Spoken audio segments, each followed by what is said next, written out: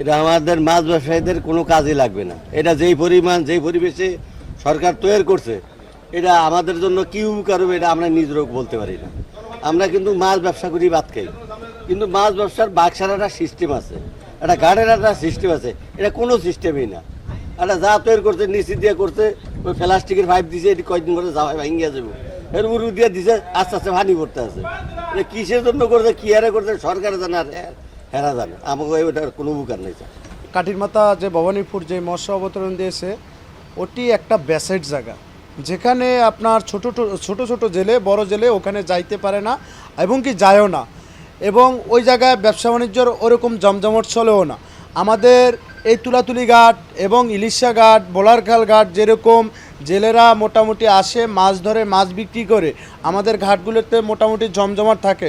ওই ভবনটি যদি এই সমস্ত এলাকায় দিত, মোটামুটি সুন্দর জমজমাট আরও হইতো। বিভিন্ন জায়গার তো বড় বড় বোট আসা ওই জায়গায় মাছ বেচত। যেমন যে জায়গায় যে ভবনটি দিচ্ছে, এই ভবনটি সারাদিনে সেই জায়গায় সর্বোচ্চ 20 থেকে 30 হাজার টাকার মাছ হয়, আর আমাদের এই সমস্ত ঘাটে সারাদিন 3 লাখ 4 লাখ টাকার মাছ হয়। এবং কি সামনে যদি সিজন, এখনও সিজন আসে না, সামনে সিজনে 10 লাখ 15 লাখ 20 লাখ টাকার মাছও হয়, কিন্তু ওই পর্যায়ে এই পর্যায়ে কিন্তু ওই ভবানীপুরে মাছ হয় না, বা ওই ঘাটে মাছ হয় না। ইলিশা ঘাটে অনেক মাছ হয়।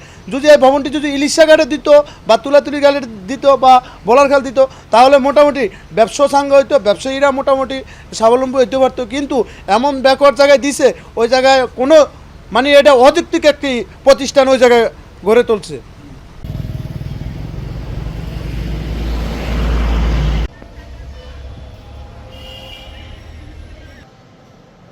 এখানে আসছে আজকে 8 মাস।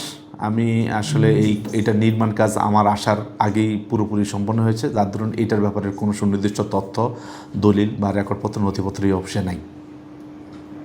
এটা মৎস্য অধিদপ্তর এই কাজটা যখন শেষ হয়েছে, শেষ হওয়ার পর একটা মানে গ্রহণ করার জন্য একটা কমিটি গঠন করে, সেই কমিটির একজন সদস্য হিসেবে কমিটির লোক সদস্য সহ ঠিকাদারের প্রতিষ্ঠানকে সামনে রেখে আমাদের যে সংশ্লিষ্ট প্রকৌশলী আছে তার মাধ্যমে আমরা তার মাধ্যমে আমরা নিশ্চিত হই, বা তার থেকে আমরা মানে তার পরামর্শে সুপারিশেই আমরা বলি যে এরকম একটা কাজ আমাদের ডিজাইন বা মতো হয়েছে কিনা। সে বলছে যে প্রকল্পের ডিজাইনে যা যা হওয়ার কথা ছিল তা হয়েছে, এবং সেই মোতাবেক এখন আপনারা হস্তান্তর নিতে পারেন।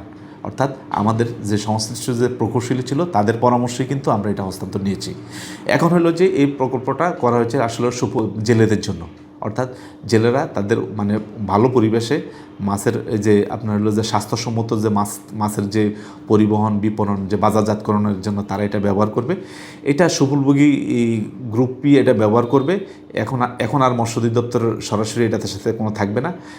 এখন আমরা আসলে এটা সুফলভোগী গ্রুপের জন্য ছেড়ে দিছি, ঠিক আছে। কিন্তু স্থানীয়ভাবে যারা সুফলভোগী গ্রুপ আছে তারা ওইভাবে সংগঠিত হতে পারেনি, বা আমরা এখনও করতে পারিনি। কিন্তু আমাদের অন্যান্য জায়গায় এরকম অবতরণ কেন্দ্র করার সাথে সাথেই ব্যবহার শুরু হয়ে গেছে।